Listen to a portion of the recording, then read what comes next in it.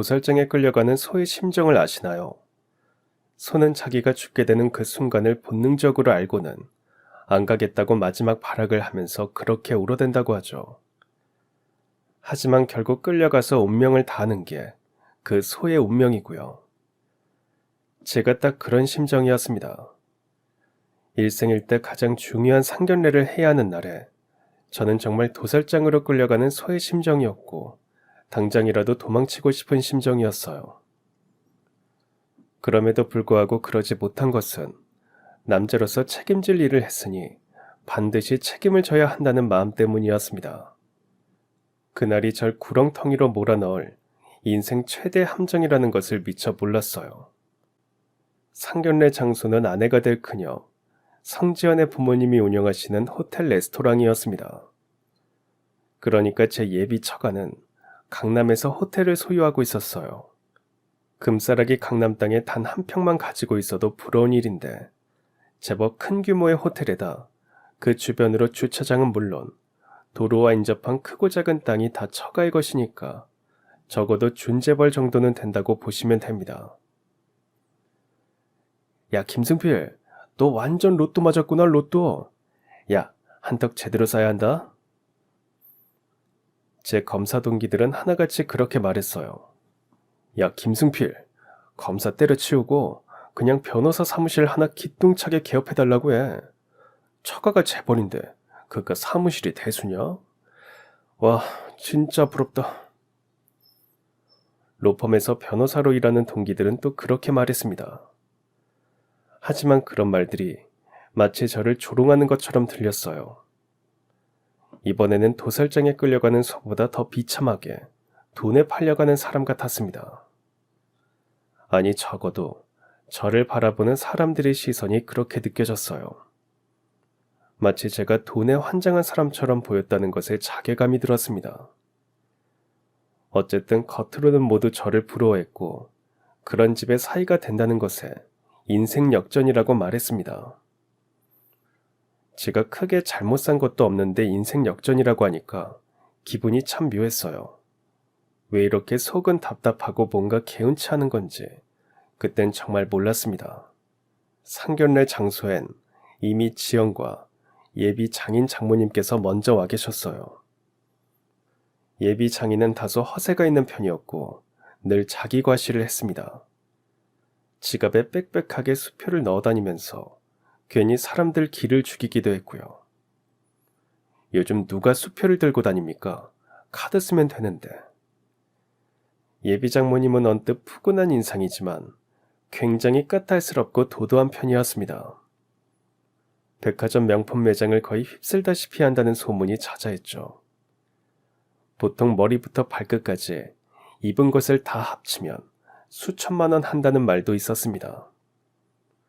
언젠가는 전 세계 딱 10개밖에 없다는 명품백을 사겠다고 프랑스까지 비행기 타고 날아가서 구매한 적도 있다고 하니까 그 씀씀이는 상상을 뛰어넘을 겁니다. 그런 것에 비하면 우리 어머니는 10년도 더 지난 투피스를 얌전하게 입고 나가셨어요. 상견례를 앞두고 새 옷 한 벌 사드리겠다고 했는데도 거절하셨어요. 한 번 입고 옷장에 모셔둘 옷을 왜 사입느냐는 거였습니다. 그런 어머니 눈에 허세 장렬하고 사채덩어리인 사돈이 좋아 보일 리가 없었을 겁니다. 그럼에도 불구하고 어머니는 최대한 예를 갖추고 격을 지키면서 대했고 상견례는 순조롭게 진행되었습니다. 쇳불도 탄 김에 빼랬다고 애들 결혼식 날짜를 앞당기는 건 어떠십니까, 안사돈? 아, 네. 뭐 애들에게 다 좋은 날짜가 있으면 그렇게 하시죠. 그럼 그건 우리 측에서 알아서 하겠습니다. 그리고 예식장은 우리 호텔에서 하면 될 겁니다. 애들 신혼집도 우리가 다 마련할 테니 안사돈께서는 아무 걱정 마시고 결혼식 날 혼주석에 그림처럼 앉아 계시기만 하면 됩니다. 그래도 그럴 수야 있나요? 저희 입장에서 해야 할 건 해야죠. 아이고, 괜찮습니다. 어차피 우리 수준에 다 맞게 세팅을 할 거니까 신경을 전혀 쓰지 마세요. 예비 장인의 말에 어머니는 조금 당황하셨지만 애써 미소를 지으셨어요. 자기들 수준이 뭔지 저도 순간 울컥했지만 참았습니다.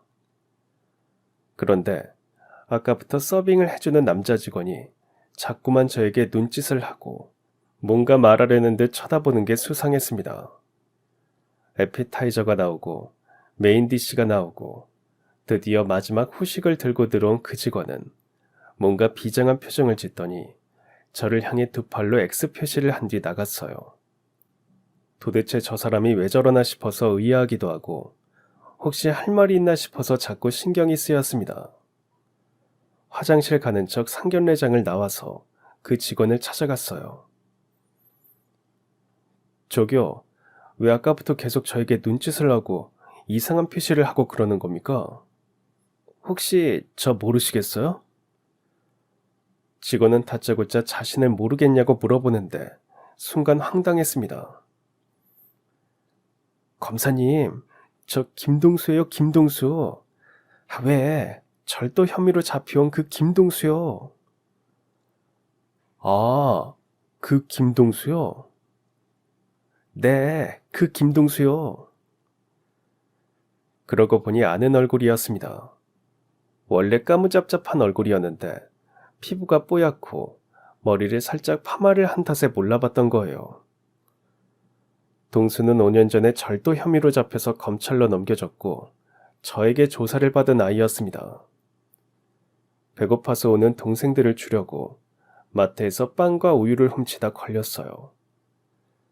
상습적으로 거의 10여 차례 빵과 우유와 과자를 훔쳤다고 마트 주인은 절대 선처할 수 없다고 했습니다. 동수는 마트 주인 앞에 무릎을 꿇고 울면서 싹싹 빌었어요. 잘못했어요. 한 번만 봐주세요. 제가 감옥 가면 우리 동생들 안 돼요. 제발 한 번만 봐주세요. 다시는 안 그럴게요. 제가 이래서 다 갚을게요. 웃기지 마. 너 같은 도둑새끼 말은 절대 안 믿어. 저기 너무 흥분하지 마시고 일단 돌아가 계세요. 제가 잘 조사하겠습니다. 검사님, 저런 놈 말은 절대 믿으시면 안 돼요. 벌써 싹수가 노래요. 아예 콩밥을 먹여서 제대로 죗값을 치르게 해야 한다고요. 안 그러면 저런 놈이 나중에 더 큰 사고를 치고 다닐 거예요. 마트 주인은 무조건 감옥에 보내야 한다고 길길이 뛰었지만 막상 동수의 생활 환경을 조사해보니 부모님이 사고로 갑자기 돌아가시고 어린 두 동생과 어렵게 살고 있었습니다. 고작 18살인 동수가 어린 두 동생을 양육하고 책임지면서 살아간다는 건 쉬운 일이 아니었고요. 나름 알바도 했지만 몇 푼 되지도 않으니까 순간 자기도 모르게 절도를 했다는 결론을 내렸습니다. 그리고 본성이 나쁜 애도 아니었고 그동안 학교에서 말썽을 일으킨 적도 없었고요. 전 마트 주인에게 빵과 우유 값을 대신 지불했고 주인을 겨우 설득해서 선처를 받아냈습니다. 동수에게도 다시는 그런 짓을 안 하고 정직하게 살겠다는 각서도 받았고요. 검사님 정말 감사합니다. 저 앞으로 열심히 착하게 살게요. 그래, 뭐든 열심히 하면 누구든 널 도와줄 거야.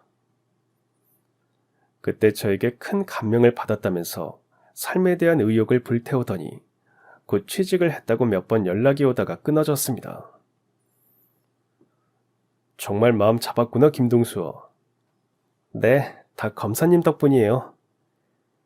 잘했다 정말. 그런데 아까 레스토랑에서 말이야. 왜 그런 거냐? 그냥 아는 체 한 것 같진 않고. 저는 오늘 사장님 딸이 상견례를 한다고 해서 그런 줄 알았어요. 그런데 검사님이 그 상대인 줄 알고 정말 깜짝 놀랐잖아요. 저도 웬만하면 남 일에 간섭 안 하고 그냥 지나가려고 했는데 검사님이면 얘기가 달라지죠. 제가 아닌 이상 도저히 그냥 넘어갈 수 없어요. 동수가 너무 심각하고 비장하게 말을 하니까 전 꼭 큰일이 생긴 것 같아서 가슴이 콩콩 뛰었습니다. 그게 무슨 말이니? 지금 검사님이 속고 계신 거라고요. 아마 성 사장하고 그 딸의 실체를 아시게 되면 기함을 하실 거예요. 자신의 휴대폰 속 영상을 저에게 보여주었습니다.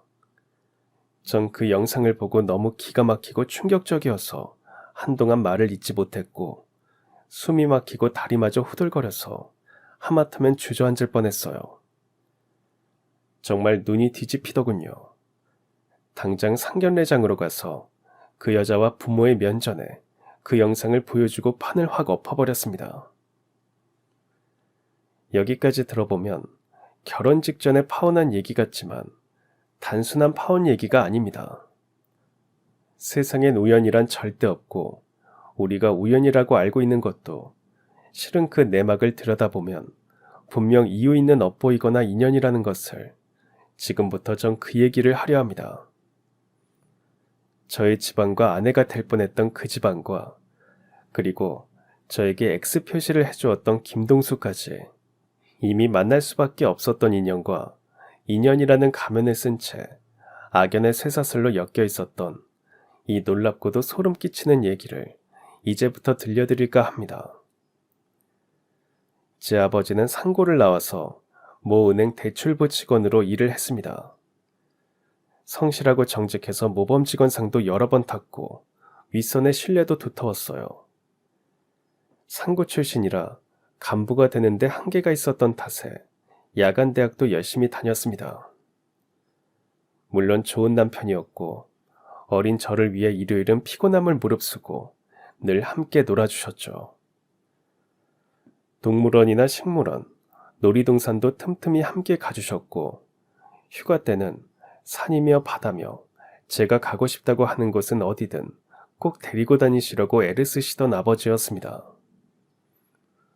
그러던 어느 날 윗선에서 대출 서류를 넘기면서 무조건 대출 심사를 통과시키라고 강요를 했답니다.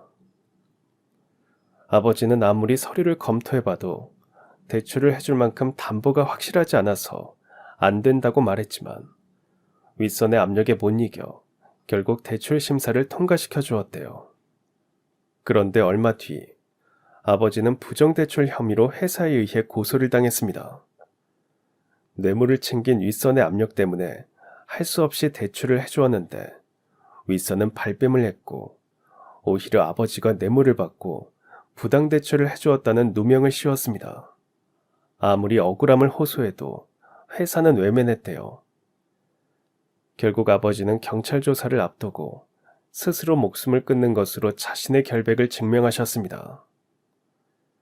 저와 엄마에게 미안하다는 유서 한 줄만 남기셨어요. 할 말이 많았을 텐데 아버지는 그 마지막 순간에는 오직 저와 엄마만 걱정하다 그렇게 가셨습니다. 얼마나 고통스러우셨을까. 가끔 아버지를 생각할 때면 심장이 찢어지는 것 같았어요.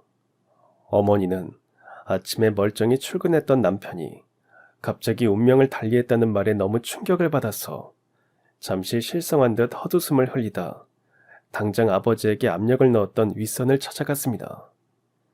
그 윗선이 바로 부지점장이었어요. 네가 우리 남편을 죽였어. 네 놈이 우리 남편을 죽였다고. 우리 남편 살려내. 살려내. 이 더럽고 파렴치한 놈아. 아니, 이 여자가 미쳤나. 아니, 어디 와서 행패야, 행패를. 아니, 경비. 경비. 당장 이 여자 쫓아내, 당장.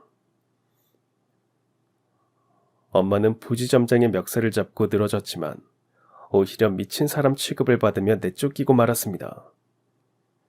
아버지가 대출 문제로 고민할 때 어머니에게 윗선 때문에 힘들다는 말을 했대요.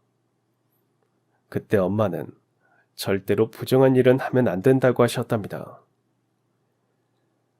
우리 승필이 생각해서라도 부끄러운 짓은 하지 맙시다. 네? 승필 아빠. 그래서 엄마는 아버지가 어떤 압력에도 굴복하지 않을 거라고 생각하셨대요. 아버지는 끝까지 대출 승인을 내지 않으려고 하셨을 겁니다. 하지만 윗선에 눈밖에 나면 당장 밥줄이 끊어질 수도 있는 상황이니 아버지도 어쩔 수 없었을 겁니다. 세월이 훨씬 지난 후에 그땐 제가 검사로 일을 하고 있었는데 아버지가 일하시던 그 은행이 연루된 사건을 맡게 되었어요. 그때 은행 관계자를 조사하다가 우연히 아버지 일에 대해 알게 되었죠. 이미 그때 은행에서도 아버지가 억울한 죽음을 당했다는 것을 알만한 사람은 다 알고 있었다고 하더군요. 하지만 아무도 진실을 말하지 않았답니다. 엄마는 아버지 장례식에 온 직원들을 붙잡고 제발 진실을 좀 얘기해달라고 했지만 자기들 밥줄이 끊어질까 모두 입을 다물었대요. 진실을 알게 되었을 때는 이미 그 진실이 소용이 없었어요. 참 허탈했습니다. 그런데 더 허탈한 것은 뇌물을 주고 부정대출을 받는 당사자는 정작 아무런 죄를 받지 않았다는 점이었어요. 그 부정대출을 받은 작자는 작은 여인숙 땅을 헐고 호텔을 짓는다고 했습니다.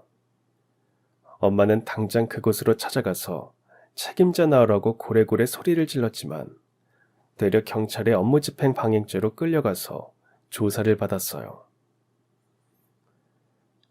그래, 남 눈에 눈물 나게 해놓고 너희들은 얼마나 잘 사나 어디 두고 보자.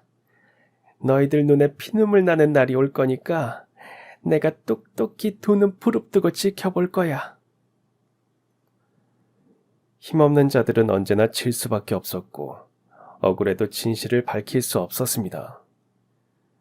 그게 현실이고 그게 세상이라는 것을 전 뼈저리게 느꼈습니다. 우리 아버지는 돌아가시고 퇴직금 한 푼도 받지 못했어요. 부정에 연루된 자는 퇴직금이 없다고 하더군요. 아버지의 억울한 누명은 그렇게 긴 꼬리표를 달고 우리를 항상 괴롭혔습니다. 엄마는 이를 바득바득 깔며 더 악착같이 살아남아서 반드시 저들이 망하는 꼴을 보고야 말겠다고 했습니다. 그래서 아버지를 잃은 슬픔이나 아버지에 대한 그리움을 생각할 여유가 없었어요. 날마다 엄마는 저를 데리고 가서 한 층씩 올라가는 그 호텔을 눈에 새기게 했습니다. 승필아, 잘 봐라. 네 아버지 잡아먹은 건물이다. 똑똑히 보고 기억해라. 조금씩 완공되어가는 그 호텔은 아버지를 잡아먹은 괴물처럼 각인되었습니다. 어느새 전 한 번도 보지 못한 그 호텔 사장을 원수로 생각했고 반드시 더 강하고 힘센 사람이 되어서 아버지 원한을 갚아주겠다고 다짐하고 결심했습니다. 어쨌든 엄마는 어린 아들을 데리고 먹고 살아야 했기에 닥치는 대로 일을 하러 다녔어요. 주로 식모일을 하셨는데 부잣집 식모일을 하면 남은 반찬이나 고기를 얻어올 수 있어서 좋았고 그들이 버리는 옷도 멀쩡한 게 많아서 잘만 고르면 거의 새 옷을 입을 수도 있었습니다. 같은 하늘 아래 그렇게 사는 형편이 극과 극일 수도 있구나 생각할 때면 마음이 참 스산했어요. 그래도 전 남이 입던 옷을 입고 남이 먹다 남은 반찬을 먹는 게 하나도 부끄럽지 않았습니다. 오히려 매일 조금씩 더 발전하고 매일 조금씩 더 나아질 수 있다면 그런 건 아무것도 아니었으니까요. 엄마는 비록 지금은 반지하 단칸방에서 살지만 적금도 들고 청약저축도 들고 있으니까 언젠가는 우리도 아파트도 사고 엄마의 꿈인 식당도 할 수 있을 거라고 하셨습니다. 승필아, 우리 힘들어도 조금만 참고 이겨내자. 꼭 좋은 날 올 거야. 알겠지? 네, 엄마. 전 괜찮아요. 엄마만 있으면 전 뭐든 다 할 수 있어요. 제가 더 열심히 공부하고 훌륭한 사람이 돼서 아빠 억울함도 엄마 한도 다 풀어드릴게요. 아이고, 내 새끼. 고맙다. 정말 고마워. 엄만, 우리 승필이만 건강하게 잘 자라면 돼. 엄마가 미래를 위해 열심히 살듯 저도 미래를 위해 허투루 시간을 보내지 않았습니다. 비록 형편이 안 좋아서 새 참고서 한번 사지 못하고 친구 것을 빌려보거나 서점에서 책을 사는 척 참고서를 보다가 주인에게 내쫓긴 적도 있지만 지금 저의 하루하루가 언젠가는 성공으로 돌아올 거라고 믿으면서 열심히 공부했습니다. 그렇게 전 명문대 법대에 입학했어요. 엄마는 세상을 다 얻은 것처럼 좋아서 눈물을 흘리셨어요. 아버지 산소에 가서도 이제 겨우 한 곱이 넘겼다며 한참을 우셨습니다. 승필이 아버지, 거기서 우리 승필이 좀 잘 되게 해줘요. 당신 억울한 죽음, 우리 승필이가 꼭 갚을 수 있게 잘 지켜주고 도와줘요. 식모일을 다니시던 엄마는 항상 부잣집 사모님들을 보면서 신세 한탄도 했고 기가 죽어 살았는데 드디어 아들 때문에 길을 펴게 되었다고 참 좋아하셨어요. 그리고 얼마 후 식모를 다니는 집에 사모님이 소개해 주셔서 사모님 친구 딸의 과외를 하게 되었습니다. 부잣집이라고 하는데 뭘 하는지 시시콜콜 묻는 것도 그렇고 또 주선해 주신 사모님이 좋으신 분이라 그냥 믿고 과외 수업을 하게 되었어요. 그 과외 학생이 바로 제 아내가 될 뻔했던 성지연입니다. 지연이는 맹랑하고 철없고 제멋대로였지만 나름 순수한 구석도 있었어요. 워낙 머리가 나빠서 금방 가르쳐주면 금방 까먹고 공부도 안 하다 보니 이제까지 모든 과외 선생님들이 다 속이 터져서 일주일을 다 채우지 못하고 그만두었다고 했습니다. 문제는 무엇이든 이해하려 하지 않고 무조건 외우기 때문에 금방 까먹고 성적은 늘 바닥을 헤맸던 거였죠. 전 지연이에게 연상법을 이용하여 머릿속에 각인시키는 방법으로 가르쳤습니다. 그리고 잘하는 과목과 못하는 과목을 철저하게 구분했고 지연이가 갈 수 있는 대학에 유리한 과목 위주로 집중 공부를 시켰어요. 그러자 조금씩 성적이 올랐고 지연이도 공부에 재미를 붙이면서 고3이 되었을 때는 4년제 대학에 들어갈 정도의 성적이 나오기 시작했습니다. 지연이 부모님은 항상 저에게 감사했고 지연이 성적이 오를 때마다 과외비 외에 별도의 보너스도 챙겨주셨어요. 지연이가 워낙 절 잘 따르다 보니 여동생 같았지만 절대 선을 넘지 않으려고 의도적으로 엄격하게 대했습니다. 선생님이 아무리 철벽을 쳐도 제가 대학에만 들어가면 고백할 거니까 그리 아세요. 선생님 너 대학 보내고 나면 이제 고시 준비해서 너 만날 시간 없다. 제가 만나러 가면 되죠 뭐.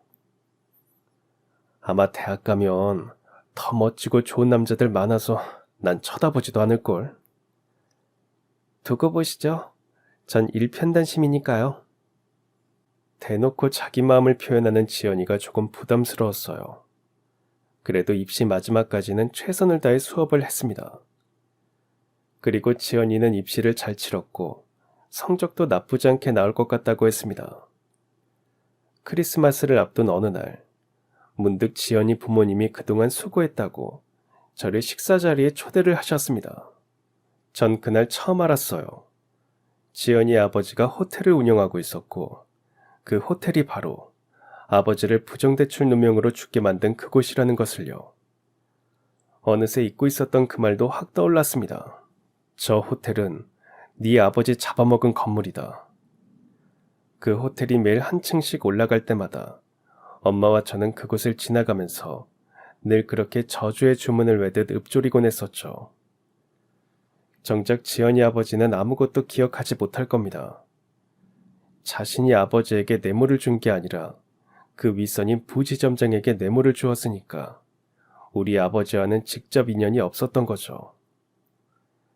그러니까 아버지가 자신의 부정대출 청탁 때문에 억울하게 죽었다는 것도 당연히 모를 거고요. 물론 엄마도 사모님에게 소개를 받을 때 지연이 아버지가 뭘 하는지 일일이 묻지도 않았습니다. 그저 단순히 부자라고만 생각했고 제가 과외를 하는 2년 동안에도 지연이 부모님과 부딪히는 일이 별로 없어서 몰랐어요. 네 아버지 뭐 하시니 하고 지연이에게 물어보지도 않았고 지연이 역시 자기 아버지에 대해서 별말도 없었습니다. 정말 등잔 밑이 어두웠던 겁니다. 전 그 길로 식사 초대에 응하지 않았고 바로 그 집안과 연락을 끊었습니다. 제가 연락을 끊자 지연이는 왜 그러냐고 울고불고 난리가 났다고 하더군요.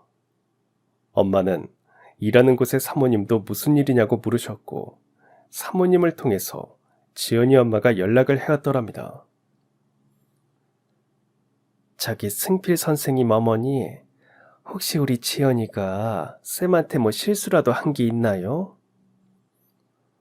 아니, 저는 잘 모릅니다. 우리 지연이가 아마 쌤을 많이 좋아한 것 같은데, 갑자기 연락을 끊었다고 지금 시금도 전폐하고, 대학도 안 가겠다고 하고 난리예요. 그러니까 한 번이라도 승필쌤이 지연이한테 전화 좀 해주셨으면 좋겠어요. 부탁합니다. 하지만 전 지연이에게 연락을 하지 않았습니다. 엄마도 이미 다 지나간 일을 꺼내서 뭘 어떻게 할 수도 없는 노릇이니 이쯤에서 그 집안과는 더 이상 엮이지 않는 게 좋겠다고 하셨어요. 그렇게 전 군대를 다녀오고 법대를 졸업하면서 사법고시에 합격한 뒤 검사로 임용되었습니다. 정말 이를 악물고 공부를 했어요. 아버지를 위해서, 그리고 엄마를 위해서 전 힘 있는 사람이 되고 싶었습니다. 엄마는 드디어 고생한 보람이 있다고 내내 눈시울을 적셨습니다. 여보, 승필이 아버지, 우리 승필이가 드디어 검사가 됐어요. 이제 조금이라도 한을 푸네요. 당신도 함께 있었으면 오늘 같은 날 파티도 하고 그럴 건데. 거기서 우리 보고 있죠? 우리 승필이 참 기특하죠? 전 엄마에게 이제 제가 돈도 벌고 하니까 식모일을 그만두라고 했어요. 엄마는 곧 식모일을 그만두셨지만 당신의 오랜 꿈을 이루겠다고 하시더니 그동안 모아두었던 돈으로 식당을 차리셨습니다. 그즈음 청약에도 당첨되어 우린 작은 아파트도 장만하게 되었어요. 그 힘들었던 시절을 다 보내고 나니 이렇게 좋은 날도 연달아 오는구나 싶어서 엄마와 전 매일매일 감사하면서 살았습니다. 그러던 어느 날, 웬 꼬마 녀석 둘이 엄마 식당 앞에 와서는 배가 고픈 듯 한참이나 안을 기웃거리더랍니다. 딱 봐도 며칠 굶은 얼굴에 제대로 씻지도 않은 듯 얼굴에 때국물이 껴 있었대요. 엄마는 안쓰러운 마음에 꼬마들을 들어오게 하고는 밥을 차려주었더니 개는 감추듯 3공기씩 밥과 국을 먹어 치우더래요. 아유, 도대체 얼마나 굶은 거냐? 엄마 아빠는 어디 계셔? 일 나가신 거야? 그러자 동생으로 보이는 꼬마는 울음을 터뜨렸고 언니로 보이는 꼬마가 동생을 꼭 안아주면서 말하더랍니다. 엄마 아빠 모두 돌아가셨어요. 오빠만 있어요. 그렇게 말해놓고 둘 다 제 서름에 못 이겨 대성통곡을 하더래요. 이 어린 자식들을 두고 부모님이 어떻게 눈을 감았을까. 너무 가슴이 아파서 엄마도 두 녀석을 꼭 안고 한참을 울었답니다. 그리고 엄마는 두 녀석을 데리고 목욕탕에 가서 깨끗하게 씻겨주고 시장에 가서 새 옷도 사서 입혀주었대요. 그 다음날 꼬마 녀석의 오빠가 찾아와서 정말 감사하다고 인사를 하는데 매일 식당에 신문 넣지 말라고 해도 꾸역꾸역 신문을 넣고 달아나던 그 녀석이더래요. 참 인연은 묘하구나. 엄마도 그때 그런 생각을 하셨답니다. 아니, 너였구나, 신문. 네, 죄송합니다. 그리고 동생들 밥도 주시고 옷도 사주시고 정말 고맙습니다. 신문은 제가 배달하고 남은 거 그냥 서비스 차원에서 드린 거니까 전혀 부담 갖지 마세요. 요금은 안 받을 거니까 앞으로 그냥 보세요. 이름이 뭐니? 김동수라고 합니다. 몇 살인데? 18이에요. 이제 고등학교 졸업할 겁니다. 부모님은 왜 돌아가신 거니? 두 분이 같이 일하러 가시다가 사고로 그만. 엄마는 이 녀석이 어린 두 동생을 데리고 어떻게 살까 싶어서 짠한 마음에 동수의 손을 꼭 잡고 말했답니다. 앞으로도 언제든 동생들이랑 와서 밥 먹고 가. 아줌마가 그 정도는 해줄게. 그리고 신문도 계속 넣어. 요금 줄 거니까. 정말, 정말 감사합니다. 정말 감사합니다. 이후로 동수는 가끔 동생들과 함께 밥을 먹으러 왔고, 올 때마다 꼭 서빙도 하고 설거지도 하면서 자기 딴에는 밥값을 하려고 애를 쓰더랍니다. 그때 엄마는 사정이 딱한 삼남의 얘기를 스치듯 제게 하신 적이 있었는데 전 그냥 흘려들었어요. 하지만 언제부턴가 꼬마 녀석들도 동수도 오지 않는다고 걱정을 하셨습니다. 알고 보니 새들어 살던 단칸방에 월세가 밀려서 주인한테 쫓겨났다고 하더군요. 그럼 식당에 찾아와서 사정 얘기라도 할 것이지 더 이상 패기치는 게 싫어서 그랬는지 아예 동생들과 종적을 감추었다고 했습니다. 엄마는 녀석들이 어디로 갔는지 배는 골고 다니지 않는지 걱정을 많이 하셨어요. 그리고 얼마 뒤 웬 녀석이 절도 혐의로 잡혀왔는데 전 그 애가 엄마가 말하던 동수라는 것을 처음 알았습니다. 하던 알바도 잘리고 동생들은 배가 고파 울기만 해서 자기도 모르게 빵과 우유를 훔쳤다는 겁니다. 마트 주인은 상습범이라며 절대 선처는 없다고 엄포를 놓았어요.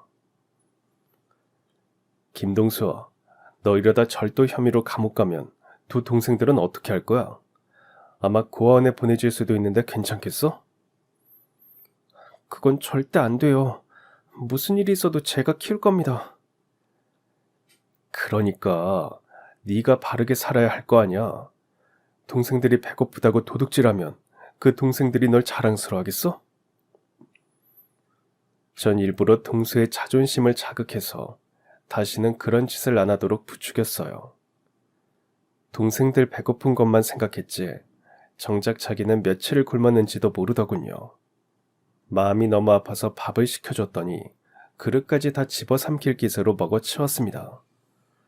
그렇게 마트 주인을 겨우 설득해서 그동안 빵과 우유 값은 제가 변상하고 동수에게도 다시는 이런 짓 안 하고 마음 잡고 살겠다는 각서를 받았습니다. 검사를 하면 말이죠. 무조건 법대로 딱딱 결정하거나 단죄할 수 있는 건 아니랍니다. 때로 법보다 인간적 도리나 양심이 더 사람을 움직이게 하기도 하고 진심이 사람을 변화시키고 그럴 때가 더 많아요. 그리고 얼마 뒤에 동수는 강남의 어느 파스타 집에서 서빙 알바를 하게 되었다며 문자를 보내왔습니다. 월급 타면 꼭 검사님께 식사 대접을 하겠다고 하더군요. 부디 녀석이 좌절하지 않고 잘 살고 잘 버텨주기를 바랬습니다. 오래전 아무리 힘들어도 엄마가 계셔서 그래도 버텼는데 동수는 그렇게 기댈 언덕도 없으니 걱정도 들었습니다. 한 달이 지나고 동수에게 연락이 다시 왔어요. 월급을 탔으니까 자기가 일하는 파스타집으로 오라는 겁니다.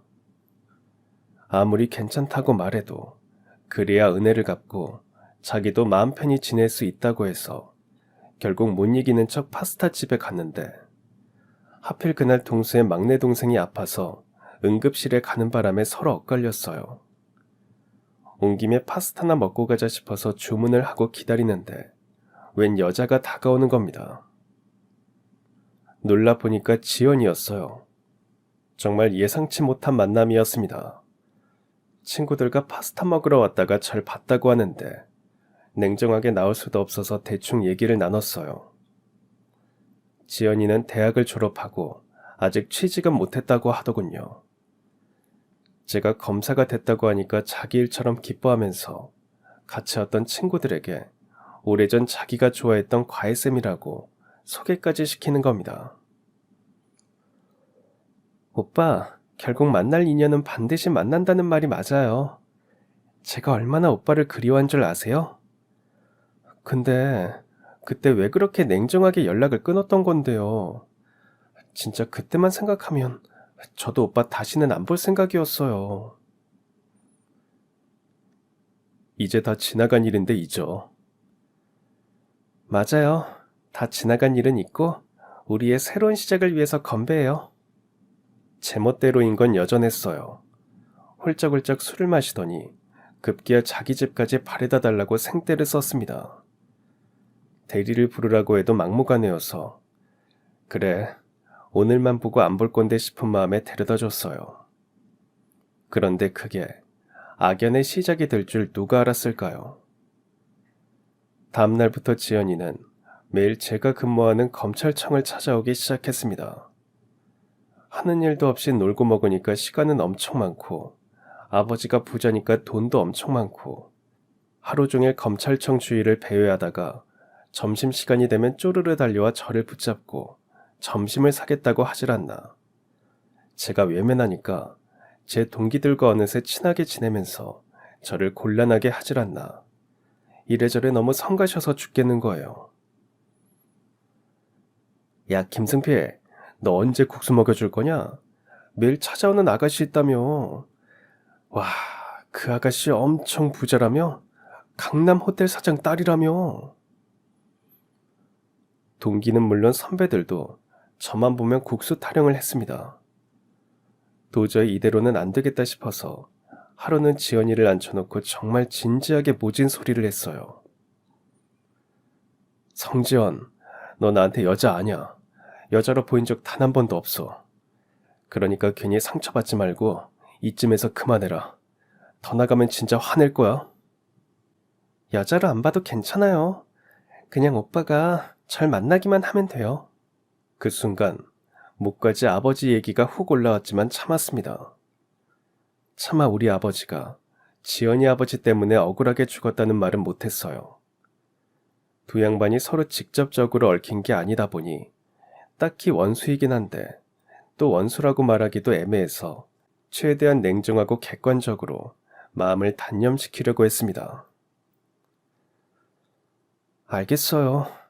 오빠가 이렇게까지 나오는 걸 보니까 제가 정말 싫은 것 같은데.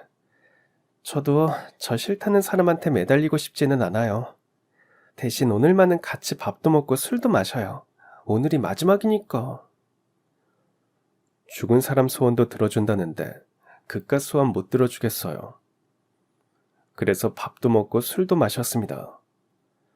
제가 원래 술이 약해서 소주 석 잔만 마셔도 혀가 꼬이는데 그날은 주거니 받거니 하다가 그만 필름이 끊겨버리고 말았습니다. 다음날 깨보니 호텔 스위트룸이었어요.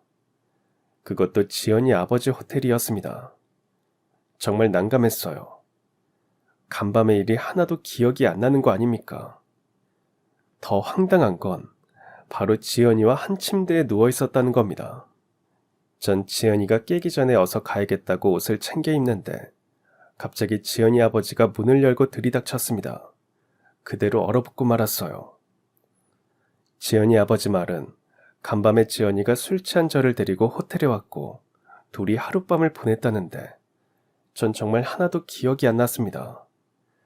아니, 전 정말 아무 짓도 안 했어요. 그런데 지연이 아버지는 매우 심각한 표정으로 그러더군요. 이제 어떡할 셈인가?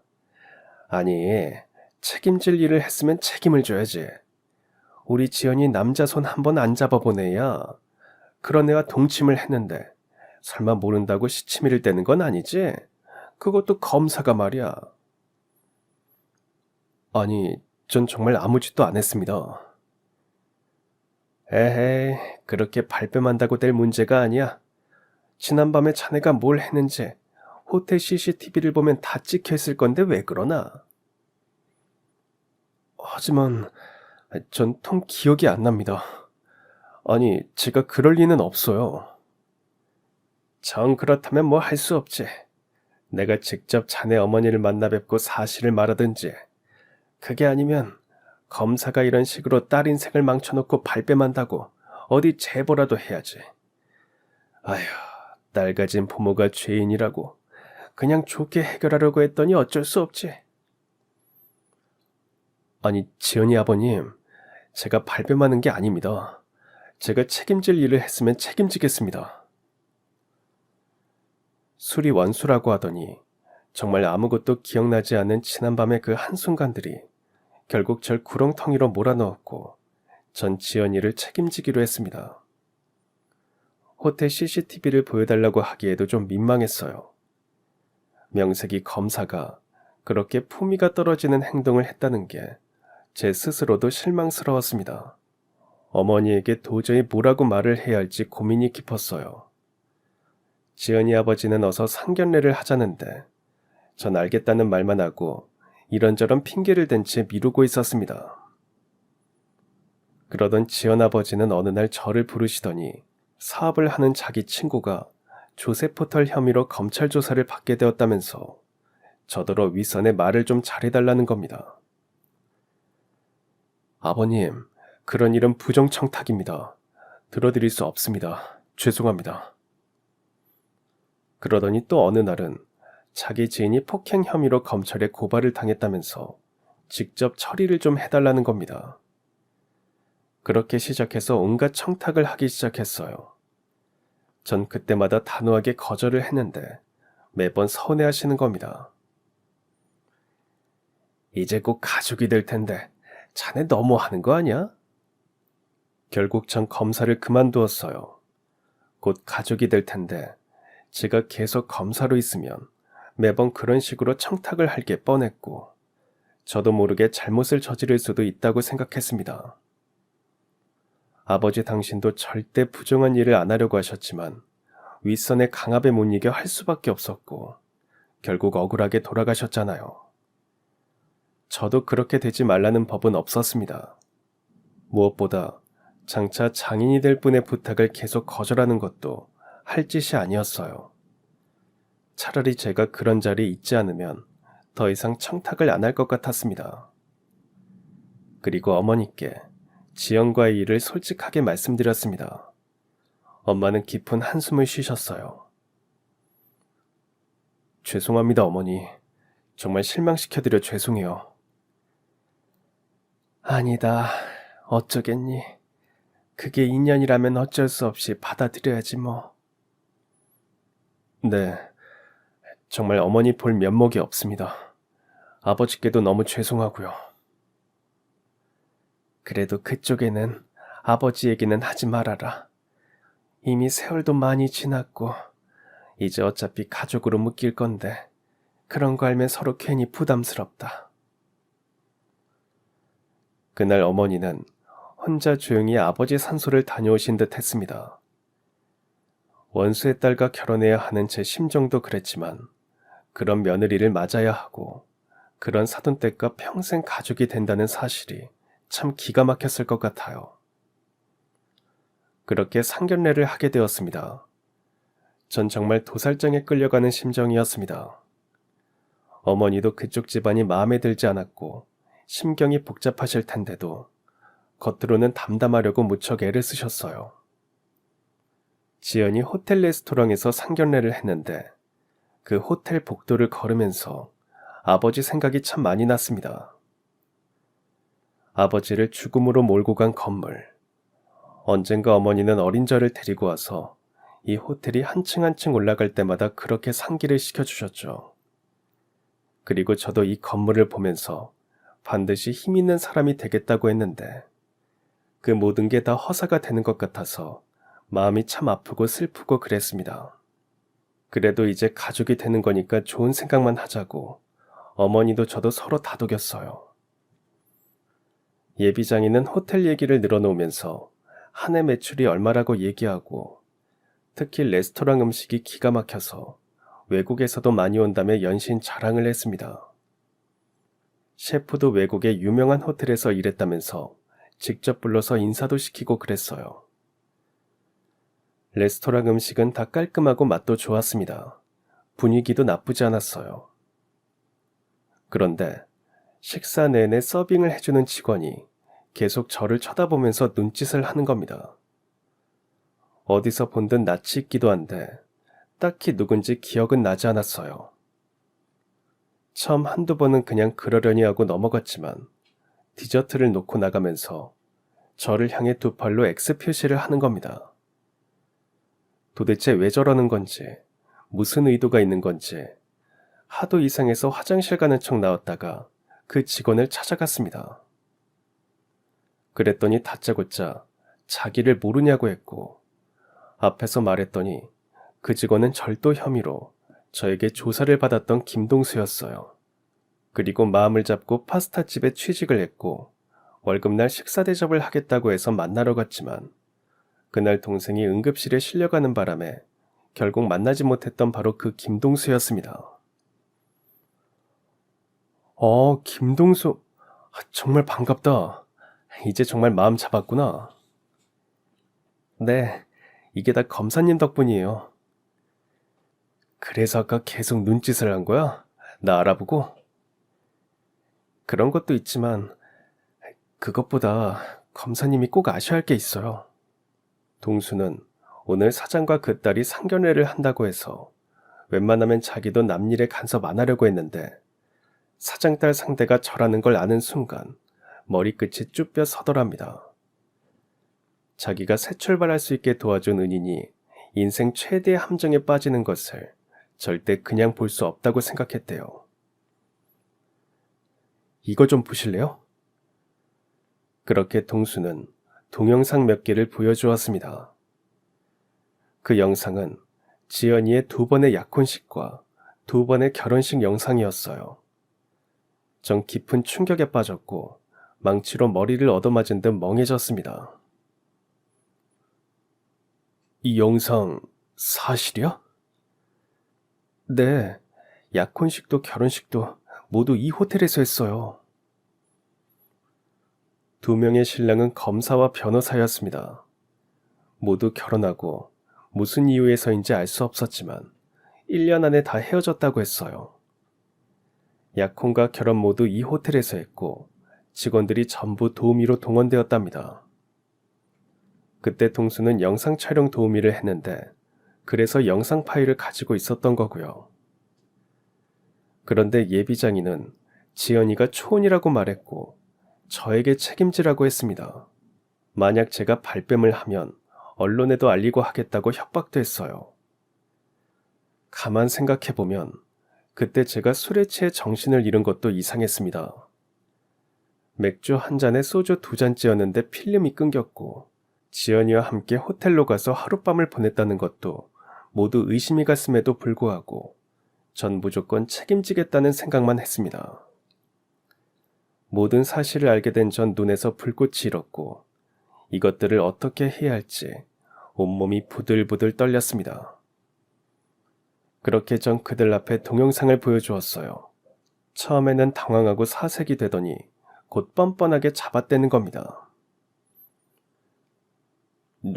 누가 이런 조작 영상을 만들었어?